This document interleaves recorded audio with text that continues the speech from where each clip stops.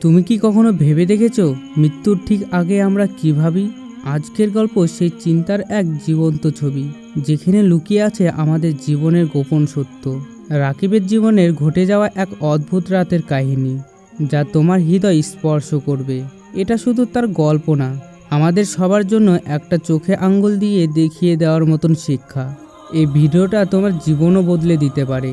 তো চলুন শুরু করি। রাকিব ছিল গ্রামের এক সাধারণ ছেলে। ছোটবেলাটা কেটেছে দাদার কোলের আদরে, মায়ের মমতায় আর বাবার কঠোর শাসনে। প্রতি ফজরের আজানের আগেই মা তাকে জাগিয়ে তুলতো। রাকিব বেটা, আল্লাহর ডাক এসেছে, নামাজ পড়ে নাও। রাকিব ছোট্ট হাতে অজু করত, সাদা পাঞ্জাবি গায়ে দিয়ে বাবার হাত ধরে মসজিদে যেত। দাদুর কাছে শিখেছিল সুর করে কোরআন পড়া, আর প্রতিটি আয়াতের অর্থ বোঝার চেষ্টা করত, একদম শিশু মন নিয়ে। স্কুল থেকে ফিরে মা বলতো, পড়ার আগে 2 রাকাত নামাজ পড়ে নে, দোয়া করলে আল্লাহ সাহায্য করবেন। রাকিব সেই ছোট্ট বয়সে বুঝতো জীবনের মালিক আল্লাহ। মনে মনে স্বপ্ন দেখতো একজন হাফেজ হবে, বড় হয়ে ইমামতি করবে, মসজিদের পাশে বাড়ি বানাবে। কিন্তু সময় কখনো কখনো মানুষের নিয়তি বদলে দেয়। রাকিব মাধ্যমিকের পর শহরে চলে যায় পড়াশোনার জন্য। একটা নতুন জগৎ তার সামনে খুলে যায়, উজ্জ্বল আলো, হইচই, মোবাইল, ইন্টারনেট, নতুন বন্ধু বান্ধব। প্রথম মসজিদ খুঁজে বেড়াতো, নামাজের সময় ঘড়ি দেখত। কিন্তু ধীরে ধীরে শহরের ব্যস্ততা, বন্ধুদের হাসাহাসি, নামাজ পড়বি নাকি রে, এখনো গ্রামের ভাব, এসব শুনতে শুনতে রাকিবের মনে প্রশ্ন জেগে উঠল, সত্যিই তো আমি কি পিছিয়ে আছি? তারপরে শুরু হলো এক নতুন অধ্যায়। টিকটক, ফেসবুক, ইনস্টাগ্রাম, রাত জেগে ভিডিও বানানো, সোশ্যাল মিডিয়া আপলোড, ট্রেন্ডে থাকা। নামাজ, সেটা তো গ্রামের গল্প। রাকিব নিজের শরীর, স্টাইল আর ফলোয়ার সংখ্যা নিয়ে গর্ব করতে শিখে যায়। তার বন্ধুরা তাকে বলতো, ভাই তুই একদম হিরো হয়ে গেছিস। আর সে নিজেই ভাবতো, আমার মতন স্টাইল কই আছে আর কারো? কিন্তু এই চকচকে বহিক জীবনের আড়ালে কেমন যেন একটা শূন্যতা জমে উঠেছিল। মাঝে মধ্যেই মায়ের ফোন আসতো, বাবা নামাজ পড়ছো তো? রাকিব বিরক্ত হতো, আরে মা আমি তো অনেক ব্যস্ত, পড়বো। মায়ের চোখে পানি জমতো, কিন্তু তিনি কিছু বলতেন না। বাবা হতো চুপচাপ, কেবল দূর থেকে আকাশের দিকে তাকিয়ে বলতেন, হে আল্লাহ আমার ছেলেকে হেদায়েত দাও। রাকিব তখনও বুঝতে পারেনি যে শান্তি সে ফেসবুকে খুঁজছে, সেটা তো মসজিদের মাটিতেই লুকানো ছিল। আর এভাবেই ধীরে ধীরে রাকিব মসজিদ ভুলে গেল, কোরআনের পৃষ্ঠা থেকে মুখ ফিরে নিল এবং যেন নিজেকে হারিয়ে ফেলল। সে আজকাল তেমন আর বাসায় থাকে না, নিজের আলাদা ফ্ল্যাটে থাকে। তার ফেসবুক, টিকটক জীবনের বাইরে আর কিছুই নেই। অহংকার এখন তার চলার ভঙ্গিমায়, তার চোখে মুখে। মা বাবা কাঁদে, কিন্তু রাকিবের কানে সেই কান্না পৌঁছায় না।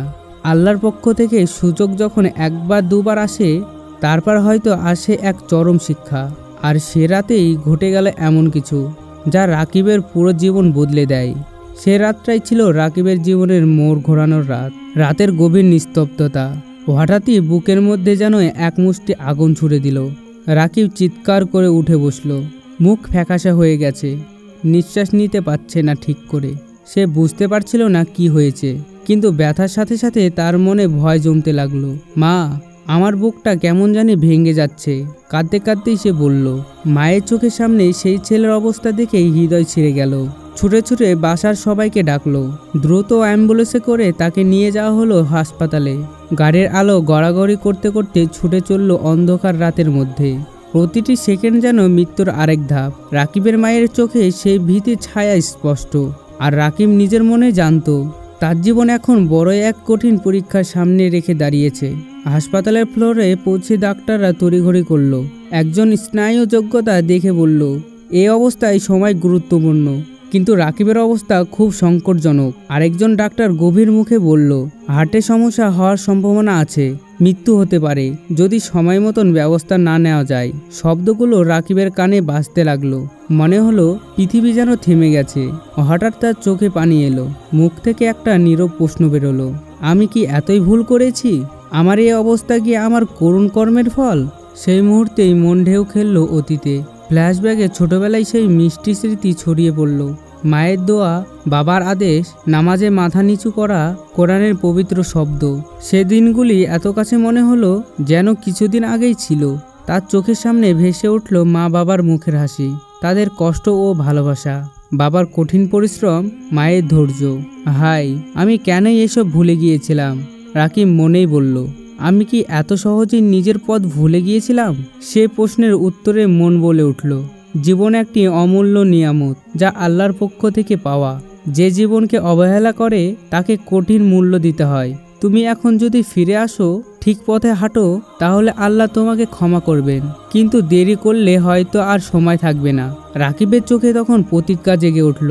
সে এই ভুল থেকে ফিরে আসবে, আবার নামাজে, কোরআনে, আল্লাহর পথে ফিরে আসবে। যে পথ সে ছেড়ে দিয়েছিল সেই পথেই আবার হাঁটবে।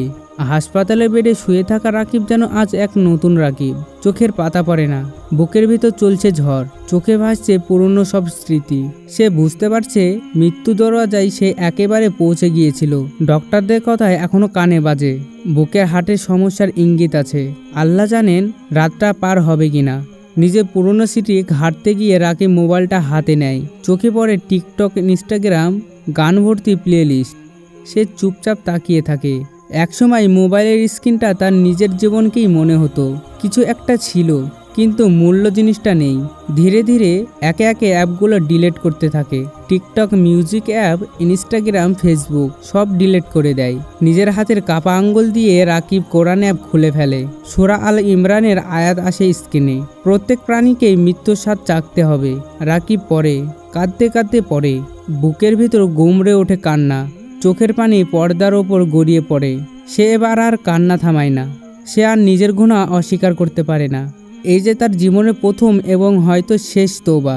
পরদিন সকালে হাসপাতালের এক চিলতে জানালার পাশে দাঁড়িয়ে সে নিজের কক্ষে খালি জায়গা করে নেয়। মা তাকে ছোট্ট একটা জায়নামাজ পাঠিয়ে দেন। সে সেই জায়নামাজ বিছিয়ে নেয়, তারপর শুরু করে নামাজ। কিন্তু এটা ফ্রেশ কোনো নামাজ ছিল না। এটা ছিল এক গুনাহগারের কান্না, এক মৃত্যু পথযাত্রীর আত্মসমর্পণ, এক সন্তান যে আল্লাহর কাছে ফিরে যাচ্ছে। ইয়া আল্লাহ, আমাকে মাফ করে দাও, আমার গুনাহ ক্ষমা করে দাও, আরেকটা সুযোগ দাও, শুধু আরেকটা। তার সামনে যেন ভেসে ওঠে কবরের অন্ধকার, জান্নাতের আলো, জাহান্নামের আগুন। সে ভাবে, আমি যদি কাল রাতে মারা যেতাম, আমি কোথায় যেতাম? আমার কেমন হতো কবর? সেই ভয় রাকিবকে আর ঘুমাতে দেয় না।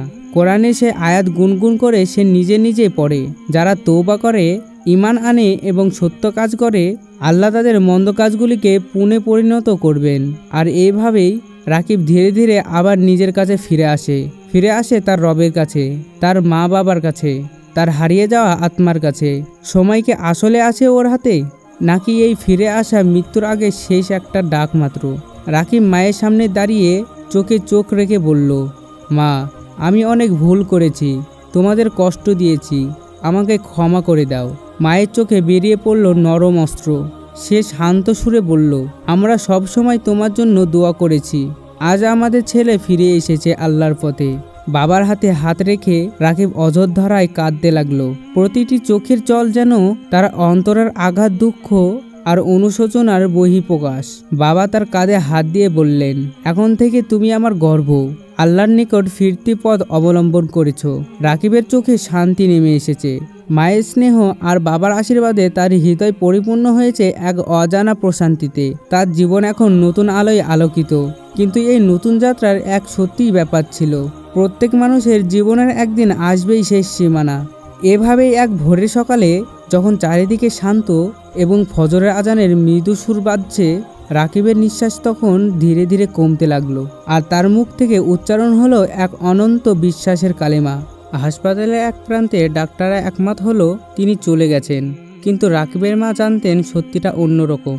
তার চোখে রয়েছে অশ্রু আর মনের গভীরে বিশ্বাস। সে চলে গেছে তার প্রকৃত গন্তব্যে, আল্লাহর কাছে। মৃত্যুর পরও রাকিবের চেহারায় ছিল এক অন্যান্য প্রশান্তি, যা শুধু জীবনের শেষ মুহূর্তের নয়, এক জীবনের পরিপূর্ণতা এবং আল্লাহর নৈকট প্রমাণ। তার আত্মা যেন মুক্ত, যেন শান্তির নদীতে বিলীন। রাকিবের জীবনে এই গল্পে আমাদের শেখায় যে মানুষের জীবনে আল্লাহর স্মৃতি এবং ইবাদত যদি হারিয়ে যায়, তবে জীবন একদম গন্তব্যহীন এবং অন্ধকারে ডুবে যেতে পারে। কিন্তু ঈমান ও তওবার দরওয়াজা সর্বদা খুলে থাকে। কেউ যদি হৃদয় থেকে ফিরে আসে, সত্যিকারের তওবা করে, জীবনের পথ পরিবর্তন করে, আল্লাহ তার জন্য রহমত ও মাগফিরাত প্রেরণ করেন। মৃত্যুর আগের রাত যেমন রাকিবের জন্য ছিল একটা জাগরণের মুহূর্ত, তেমনি আমাদের সবার জন্য একটা সতর্কবার্তা। আমাদের প্রত্যেক দিনের আমল আমাদের জীবনের আসল মূল নির্ধারণ করে।